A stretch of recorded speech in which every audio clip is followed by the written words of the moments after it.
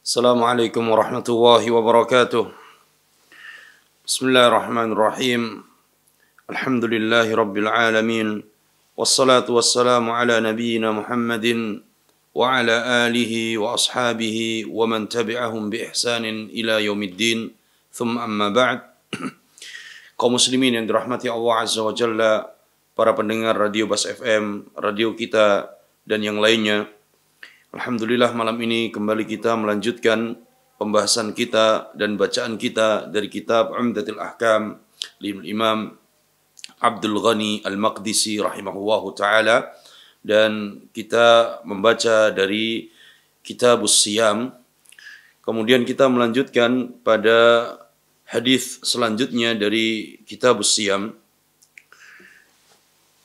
yaitu hadis berkata al-musannif rahimahullahu ta'ala, an Aisyata wa ummi Salamata radhiyallahu anhuma anna Rasulullah sallallahu alaihi wasallam kana yudrikuhu al-fajr wa huwa junubun min ahli thumma yaghtasilu wa yasum.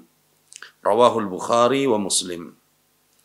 Hadis dari Aisyah dan Ummu Salamah radhiyallahu ta'ala anhuma, anna Rasulullah sallallahu alaihi wasallam, bahwa Rasulullah sallallahu alaihi wasallam kana yudrikuhul fajru wa huwa junubun min ahli. Beliau mendapati waktu fajar sedangkan beliau dalam keadaan junub, artinya setelah menggauli keluarganya. Ini hadis yang diceritakan oleh Aisyah dan Ummu Salamah bahwa Rasulullah sallallahu alaihi wasallam bangun di waktu fajar sedangkan beliau dalam keadaan junub. Junub setelah menggauli istrinya di malam hari. Thumma yaghtasilu wa yasum. Kemudian setelah itu beliau mandi dan berpuasa. Maknanya bahwa beliau sallallahu alaihi wasallam bangun pagi waktu itu, setelah terbit fajar, sehingga beliau tidak sempat mandi sebelum fajar, mandinya setelah fajar. Thumma yaghtasilu, kemudian beliau mandi, wa yasum, dan berpuasa. Maka hadis ini menunjukkan bahwa puasa orang yang bangun di pagi hari dalam keadaan junub karena jima di malam harinya, maka puasanya sah. Kenapa? Karena tidak diharuskan dia harus mandi terlebih dahulu sebelum fajar. Tidak diharuskan. Tetapi wajib dia mandi ketika hendak melaksanakan sholat fajar. Maka sah puasa orang yang bangun dalam keadaan junub dan mendapati waktu fajar, sebagaimana Nabi sallallahu alaihi wasallam. Kemudian Syekh Abdullah Al-Bassam rahimahullah, beliau menyebutkan di antara faedah hadis ini adalah yuqasu 'alal jima' al-ihtilamu bi tariqil aula. Maka hal ini yaitu ketika Nabi sallallahu alaihi wasallam menjimai keluarganya di malam hari, di malam-malam bulan puasa itu, ini bisa dikiaskan kepada jima adalah ihtilam, mimpi basah. Li'annahu idza kana murakhasan fihi minal mukhtar fa ghairuhu aula. Naam. Ya, kalau orang junub karena dalam keadaan jima di malam hari, kemudian puasanya sah, maka orang yang bangun tidur, kemudian dia mendapati setelah mimpi basah dan belum sempat mandi, sudah terbit fajar, maka puasanya lebih aula sah. Kemudian annahu la farqa baina as-shaumil wajib wan nafli wala baina Ramadan wa ghairi. Nah, di sini tidak ada perbedaan antara puasa wajib atau puasa sunnah, atau di bulan Ramadan atau di luar Ramadan. sama-sama puasanya sah. Baik itu puasa Ramadan atau puasa sunnah. Baik itu puasa di bulan Ramadan atau puasa di bulan-bulan yang lainnya. Kemudian jawazul jima'i fi layali Ramadan walau kana qubaili tulu'il fajri. Kata beliau, bolehnya berjima di malam-malam Ramadan. Pagi, siang, berpuasa, malam harinya dihalalkan untuk berjima dengan keluarganya, dengan istrinya. Qal walau kana qubaili tulu'il fajri. Meskipun sudah hampir terbit fajar. Tapi syaratnya sebelum terbit fajar. Meskipun sudah mendekati waktu terbitnya fajar. Ini tetap dibolehkan. Ini sebagaimana yang difirmankan oleh Allah Azza wa Jalla dalam surat Al-Baqarah, uhilla lakum lailatas siyamir rafathu ila nisaikum. Dihalalkan bagi kalian di malam puasa itu untuk menggauli atau untuk berjima. Ini dibolehkan. Kemudian selanjutnya fadlu nisa'in Nabi sallallahu alaihi wasallam wa ihsanuhun ilal ummah. Ini menunjukkan, hadis ini akan keutamaan istri-istri Nabi sallallahu alaihi wasallam. Kenapa? Karena mereka telah berbuat baik kepada umat ini. Dan di antara bentuk kebaikan mereka, ummahatul mu'minin, istri-istri Nabi sallallahu alaihi wasallam adalah faqad naqalna 'anil Nabi sallallahu alaihi wasallam minal ilmi syai'il katsirin nafi'. Mereka istri-istri Nabi telah berbuat baik kepada umat ini, dan bukti kebaikan mereka telah menyampaikan ilmu yang sangat banyak lagi bermanfaat dari Nabi sallallahu alaihi wasallam. Terlebih perkara-perkara urusan rumah tangga. Perkara-perkara yang tidak diketahui oleh para sahabat, tapi yang tahu hanya keluarganya. Sehingga mereka menceritakan, dan ini merupakan ilmu yang bisa diambil faedahnya, yang bisa dicontoh atau yang bisa diteladani dari urusan keluarga, berumah tangga. Kemudian apa saja yang dilakukan Nabi Shallallahu Alaihi Wasallam ketika di rumahnya, bagaimana Nabi Shallallahu Alaihi Wasallam bergaul dengan keluarganya, kepada para istri-istri dan anaknya. Nah, ini keutamaan ummahatul mukminin, istri-istri Nabi Shallallahu Alaihi Wasallam. Oleh karena itu, kewajiban kita adalah mendoakan kebaikan untuk mereka, mencintai mereka, karena mereka orang-orang dicintai oleh Nabi Shallallahu Alaihi Wasallam. Kita menyebut kebaikan-kebaikan mereka, karena mereka adalah istri-istri Nabi Shallallahu Alaihi Wasallam. Kemudian hadis selanjutnya, para jamaah pendengar yang dimuliakan Allah Azza wa Jalla, An Abi Hurairah radhiyallahu anhu anna Nabiy sallallahu alaihi wasallam qala. Hadis dari Abi Hurairah radhiyallahu taala anhu bahwa Nabi sallallahu alaihi wasallam beliau bersabda, "Man nasiya wa huwa sha'im fa akala aw shariba falyutimma shaumah fa innama at'amahu wa huwa saqah." Rawahul Bukhari wa Muslim. Sabda Nabi sallallahu alaihi wasallam, hadis yang diceritakan oleh Abi Hurairah radhiyallahu taala anhu. Rasulullah sallallahu alaihi wasallam bersabda, "Man nasiya wa huwa sha'im." Barang siapa yang lupa sedangkan dia dalam keadaan berpuasa, fa akala aw syariba, maka dia makan atau minum, falyutimma shaumah, maka hendaknya dia menyempurnakan puasanya. Fa innama at'amahu wa huwa saqa, karena sesungguhnya Allah Azza wa Jalla yang telah memberikan makan dan minum kepadanya. Orang yang lupa dalam keadaan dia berpuasa, kemudian ada air dia minum, ada makanan dia makan, dia lupa. Dia tidak sadar kalau dia sedang berpuasa. Dan ini banyak terjadi. Terlebih di awal-awal Ramadan. Hari-hari pertama di bulan Ramadan. Karena mereka terbiasa makan di siang hari. Kemudian apa? Lalai atau lupa.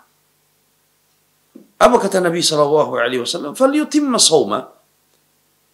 Karena dia wajib untuk menyempurnakan puasanya. Karena Allah Azza wa Jalla yang memberikan makan dan minum kepadanya. Hadis diriwayatkan al-Imam Al-Bukhari dan Muslim di dalam sahihnya. Kaum muslimin yang rahmati oleh Allah Azza wa Jalla, syariat Islam dibangun di atas kemudahan. Syariat Islam ketika memberikan beban kepada umatnya adalah sesuai dengan kemampuan. Oleh karena itu, apa saja yang di luar kemampuan manusia atau perkara-perkara yang itu mungkin tidak disengaja, maka ini tidak dicatat sebagai dosa oleh Allah Azza wa Jalla. Termasuk tadi adalah makan minum di siang hari ketika sedang berpuasa. Ini di luar kemampuan dia karena dia lupa. Kemudian para jamaah yang dimuliakan Allah Azza wa Jalla, para ulama menyebutkan bahwa berdasarkan hadis ini, orang yang lupa kemudian makan dan minum, maka tidak batal puasanya. Dan puasanya tetap sah. Sehingga Nabi perintahkan untuk menyempurnakan puasanya. Lanjutkan. Tapi terjadi perbedaan di antara ulama. Kalau seandainya dia lupa, kemudian dia berjima, ya, menggauli istrinya. Ini lupanya bukan makan atau minum, tapi lupa kemudian menggauli istrinya ketika dia sedang berpuasa. Apakah puasanya ini, tetap sah dan harus melanjutkan puasanya, atau puasanya ini batal dan rusak puasanya? Ulama berbeda pendapat. Pendapat pertama adalah mazhab al-Imam Ahmad. Dan yang mengikuti mazhab ini, annal jima', bahwa berjima karena lupa tadi, ini merusak puasa. Meskipun dia jahil atau dia lupa, maka puasanya batal. Puasanya batal. Adapun pendapat yang kedua, dan ini mazhab jumhur ulama, mazhab Abu Hanifah, Syafi'i, Abu Dawud, Ibnu Taimiyah dan yang lainnya, mereka berpendapat bahwa puasanya tidak batal. Kenapa? Karena memang lupa. Bukan disengaja. Ya, bukan disengaja. Apa dalil mereka bahwa puasa orang ini tidak batal? Padahal dia berjima, tapi karena lupa, tidak batal. Adalah hadis yang diriwayatkan oleh Imam Al-Hakim. Hadis dari Abi Hurairah radhiyallahu taala anhu. Nabi sallallahu alaihi wasallam beliau bersabda, "Man aftara fi Ramadan nasiyan, fala qada'a alaihi wala kafarah."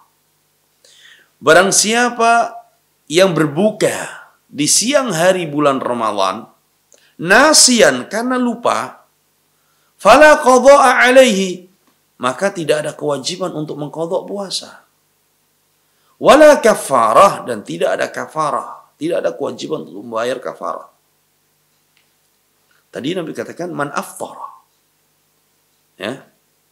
Oleh karena itu, kalimat aftara di sini adalah iftar, berbuka, dan ini umum, mencakup makan, minum, bahkan jima. Sehingga ini hujah dan dalil bahwa orang yang lupa kemudian dia menjimai istrinya di siang hari Ramadan, puasanya tetap sah dan tidak batal. Kemudian juga ya dalil secara umum dari ayat firman Allah Azza wa Jalla, Rabbana la tu'akhidna in nasina aw akhtana. Lupa, kesalahan tanpa sengaja, tidak dicatat sebagai dosa oleh Allah. Juga dalam hadis Nabi sallallahu alaihi wasallam, rufi'an ummati 'anil khata' wan nisyan wa mastukrihu alaih. Akan diangkat dari umatku, artinya tidak dicatat sebagai dosa. Naam, karena sebab lupa atau kesalahan tanpa sengaja atau karena paksaan. Ini ya pendapat jumhur ulama bahwa puasanya tetap sah dan tidak batal. Ini pendapat yang kuat. Kemudian selanjutnya faedah dari hadis yang mulia ini, sihhatu shaumi man akala aw syariba aw jama'a nasiyan. Kata Syekh Abdullah Al-Bassam rahimahullah, puasa orang yang lupa sehingga dia makan, minum, bahkan berjima di siang hari, maka tetap sah. Yang kedua, annahu laisa alaihi ithnun fi aklihi wa syurbihi, annahu laisa lahu ikhtiyar. Orang yang tadi lupa kemudian makan, minum tadi atau berjima, tidak ada dosa baginya. Karena ini bukan pilihan dia. Tapi karena apa? Karena kelalaian atau karena kelupaan dia. Bukan karena sengaja. Ya. Ini hadis yang sharih, jelas menunjukkan bahwa puasa tersebut sah dan wajib untuk menyempurnakan puasanya. Kemudian kaum muslimin yang dirahmati Allah Azza wa Jalla, para pendengar Radio Bas FM dimanapun berada, selanjutnya adalah hadis dari Abi Hurairah juga. Qala Abi Hurairah radhiyallahu anhu qala, berkata Abu Hurairah radhiyallahu taala anhu, bainama nahnu julusun 'inda Rasulillah sallallahu alaihi wasallam, ketika kami sedang duduk bersama Rasulullah sallallahu alaihi wasallam, jadi para sahabat sedang duduk bersama Nabi sallallahu alaihi wasallam, ija'ahu rajulun, tiba-tiba datang seorang laki-laki. Faqala ya Rasulullah, halaktu. Ketika para sahabat sedang berkumpul bersama Nabi, duduk bersama Nabi, datang seorang laki-laki dan berkata, ya Rasulullah, halaktu. Wahai Rasulullah, celaka aku, celaka. Faqala malak, maka Rasulullah bertanya, kenapa engkau ini? Datang-datang kemudian mengatakan, aku celaka ya Rasulullah, aku binasa ya Rasulullah. Kata Nabi, malak, ada apa engkau ini? Apa yang terjadi padamu? Qala waqa'tu 'ala imra'ati wa ana sha'im. Wa fi riwayah asabtu ahli fi Ramadan. Maka laki-laki ini pun menjawab, ya Rasulullah, aku telah menggauli istriku sedangkan aku berpuasa. Aku sedang menggauli istriku, naam, sedangkan aku berpuasa dan ini bulan Ramadan. Faqala Rasulullah sallallahu alaihi wasallam, maka Rasulullah bertanya kepadanya, hal tajidu raqabatan tu'tiquha? Hai fulan, apakah engkau memiliki budak yang bisa engkau merdekakan? Qala la. Laki-laki ini pun menjawab, aku tidak punya ya Rasulullah. Qala fahal tastati' an tasuma syahrayn mutatabi'ain? Maka Nabi pun bertanya lagi, hai fulan, apakah engkau mampu berpuasa 2 bulan penuh dan berurutan? Tidak, ya, seminggu berpuasa, kemudian istirahat seminggu lagi, bukan. Tapi 2 bulan terus menerus puasa penuh. Apa engkau mampu?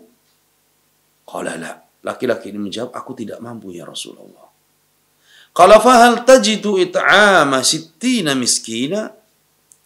Maka Rasul bertanya lagi, hai fulan, apakah engkau memiliki makanan yang bisa engkau berikan kepada 60 orang miskin?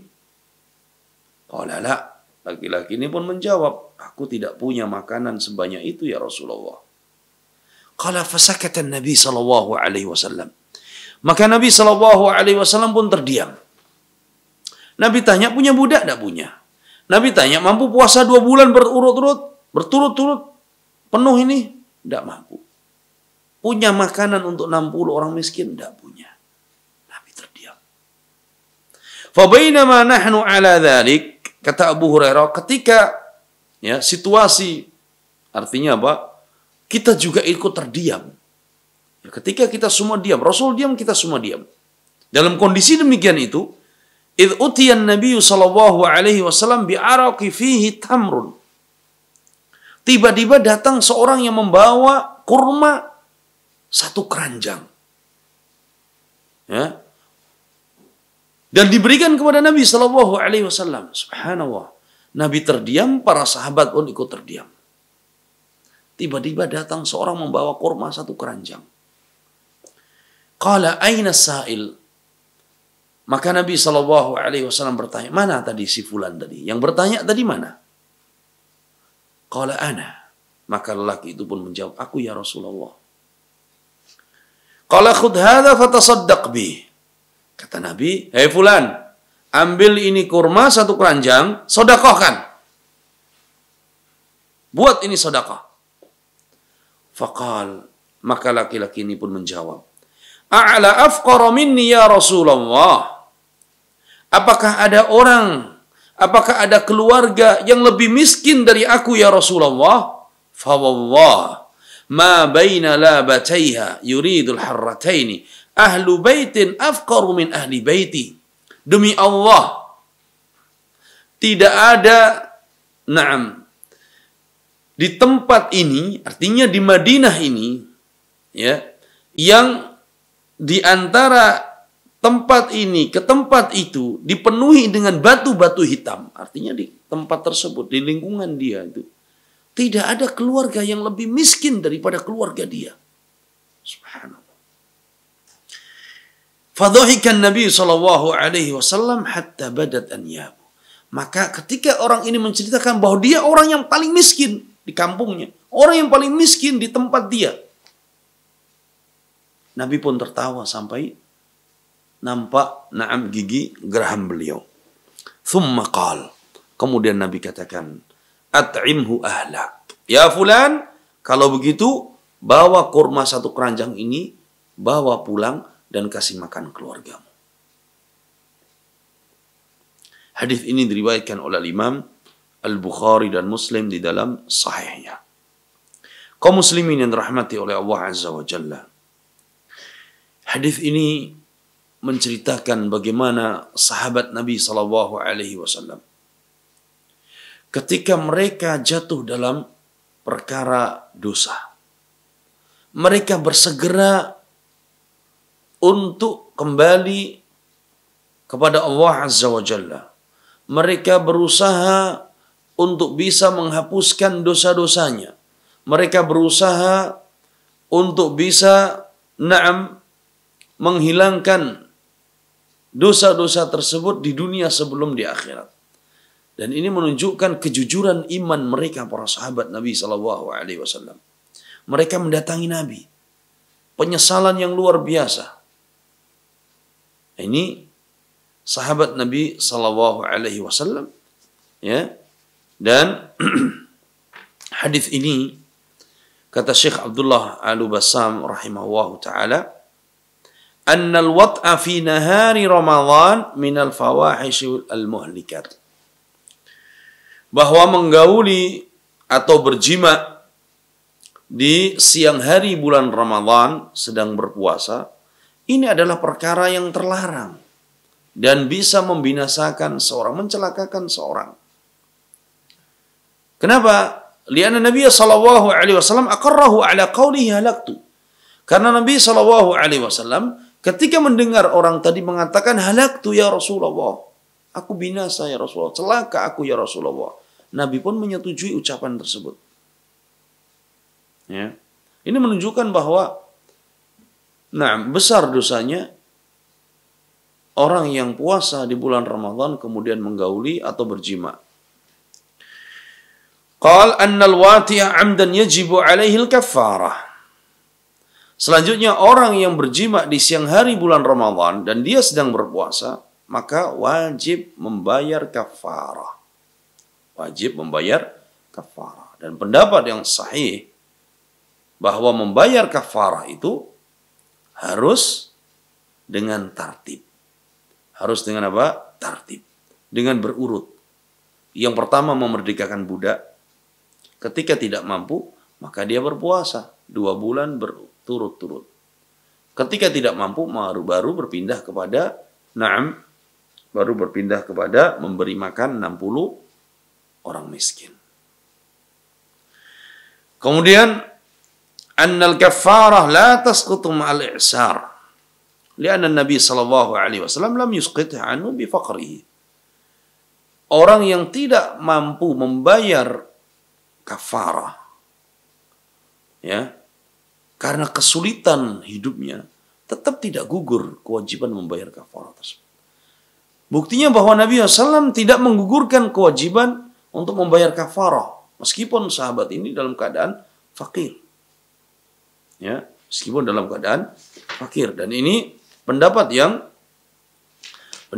kuat, ya, sebagaimana pendapat jumhur ulama bahwa orang yang meskipun dalam keadaan tidak memiliki apa-apa tadi atau dalam keadaan kesulitan, tetap dia wajib membayar kafarah. Tidak bisa pada saat itu, maka dia ditunda.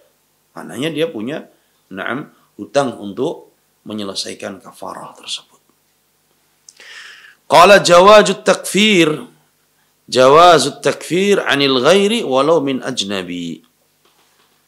Yang keempat, bolehnya orang lain membayarkan kafarah bagi saudaranya. Ketika ada orang kaya, dia punya banyak budak, maka dia bayarkan kafarah untuk si fulan tadi. Atau dia memiliki makanan yang banyak, dia boleh membayarkan kafarah untuk saudaranya. Kemudian untuk memerdekakan budak, maka syaratnya adalah harus budak mukminah, bukan budak kafir yang dimerdekakan. Dan ini mazhab jumhur ulama, bahwa budak yang dimerdekakan harus budak mukmin, bukan budak kafir. Kemudian husnu khuluqin Nabi sallallahu alaihi wasallam. Hadis ini menunjukkan betapa agungnya akhlak Nabi sallallahu alaihi wasallam. Betapa mulianya akhlak Nabi sallallahu alaihi wasallam. Kenapa? Karena ketika sahabat ini datang dalam keadaan takut, dalam keadaan penyesalan kepada Nabi sallallahu alaihi wasallam, ya. Nabi sallallahu alaihi wasallam beliau tidak marah. Beliau tidak menghardik, beliau tidak mencelanya. Tidak. Bahkan Nabi SAW, ya, sebaliknya memberikan hadiah kepada dia sehingga dia pulang dalam keadaan senang, membawa makanan untuk anak dan keluarganya. Ini akhlak Nabi Shallallahu Alaihi Wasallam. Maka orang yang sengaja berjima di siang hari bulan Ramadan sedangkan dia dalam keadaan berpuasa, wajib yang pertama dia bertaubat kepada Allah Azza wa Jalla. Kemudian yang kedua, wajib untuk membayar kafarah dengan tartib tadi, dengan urutan yang disebutkan oleh Nabi Sallallahu Alaihi Wasallam. Kemudian para pendengar yang dimuliakan Allah Azza wa Jalla, ini beberapa hadis yang bisa kita baca pada malam ini.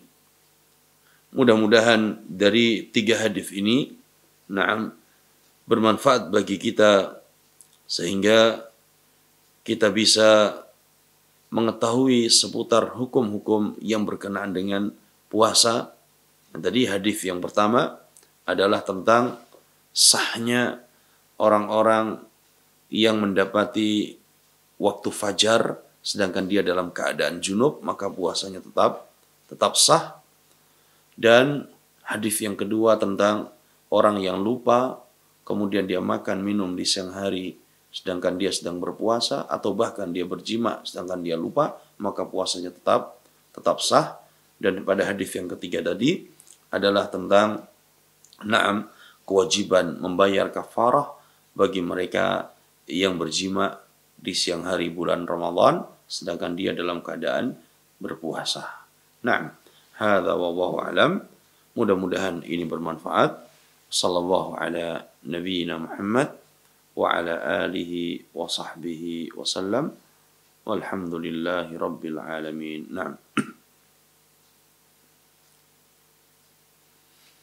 Ini ada beberapa pertanyaan. Waalaikumsalam warahmatullahi wabarakatuh. Mohon nasihatnya, bagaimana kita mempersiapkan diri menyambut bulan Ramadan? Amal apa yang paling utama di bulan yang mulia ini?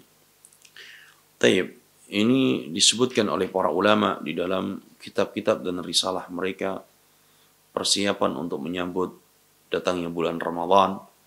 Para ulama menyebutkan di antaranya yang pertama adalah persiapan kita dengan bertaubat kepada Allah Azza wa Jalla.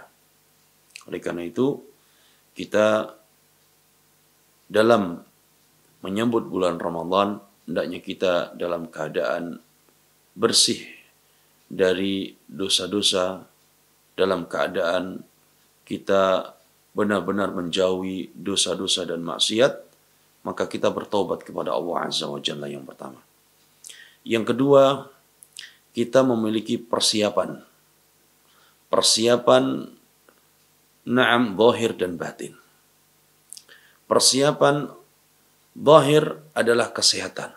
Kita menjaga kesehatan kita agar kita nantinya masuk di bulan Ramadan dalam keadaan sehat dan kita bisa melaksanakan ibadah siang hari, kemudian bisa melaksanakan ibadah di malam hari, dan kita bisa banyak melaksanakan ibadah-ibadah dan aktivitas-aktivitas yang bermanfaat. Ini wajib untuk menjaga kesehatan. Terlebih kita sekarang dalam keadaan menyebarnya wabah. Mudah-mudahan kita semua dijaga oleh Allah Azza wa Jalla. Kemudian persiapan batin adalah persiapan iman. Kita sangat berbahagia ketika mendengar bulan Ramadan sebentar lagi akan datang. Setiap mukmin yang benar-benar jujur dalam keimanannya, maka dia akan bahagia dengan datangnya bulan Ramadan ini. Ya. Oleh karena itu persiapan batin adalah keimanan. Menyambut dengan keimanan. Menyambut dengan kebahagiaan. Menyambut dengan semangat dan harap. Ada harapan, ada cinta, ada semangat yang harus kita tumbuhkan untuk menyambut bulan Ramadan ini. Kemudian persiapan selanjutnya, setiap muslim wajib mengetahui tentang seputar hukum-hukum bulan Ramadan dan puasa. Oleh karena itu, hendaknya kita mulai sekarang. Masih ada waktu 1 bulan, kita di awal bulan Sya'ban. Maka kita harus memiliki persiapan ilmu tentang puasa dan seputar bulan Ramadan. Baik tentang hukum-hukum puasa, baik tentang perkara-perkara yang disunahkan di bulan Ramadan apa saja, kemudian juga tentang permasalahan-permasalahan yang membatalkan puasa, permasalahan tentang salat tarawih dan yang lainnya, maka ini harus dipersiapkan ilmunya. Oleh karena itu, para ulama mengatakan bahwa ilmu ini sebagai cahaya bagi kita di dalam beribadah. Kalau kita ingin Ramadan kita benar-benar Ramadan sebagaimana contoh Nabi SAW, maka kita harus punya ilmunya. Sehingga ketika kita puasa bukan hanya sekedar rutinitas, bukan hanya sekedar ikut-ikutan, tetapi kita puasa berdasarkan ilmu, ya. Nah, ini yang kita harapkan. Oleh karena itu kita membaca hadis-hadis tentang seputar puasa ini agar kita memiliki bekal ilmu untuk menyambut dan mempersiapkan diri berpuasa di bulan Ramadan.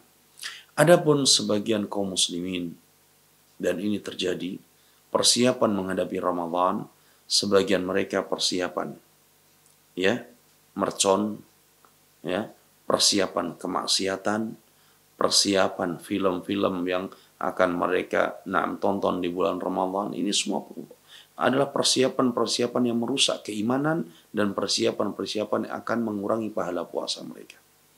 Sebagian mereka persiapan dengan datangnya bulan Ramadan, mempersiapkan makanan-makanan, mempersiapkan bahan-bahan makanan, menyetok bahan-bahan makanan, sehingga yang ada di pikiran mereka adalah bagaimana Ramadan itu nanti, makanan-makanannya benar-benar spesial. Nah ini dikhawatirkan bahwa mereka adalah puasanya itu setelah itu akan balas dendam dengan makanan. Ini tidak demikian. Maka tadi yang pertama persiapan taubat, kita senantiasa bertaubat mohon ampun kepada Allah. Kemudian persiapan zahir dan batin. Persiapan zahir adalah dengan kita menjaga kesehatan kita, persiapan batin dengan menjaga keimanan kita, kita menumbuhkan cinta, harapan dengan datangnya bulan Ramadan ini, dan persiapan ilmu.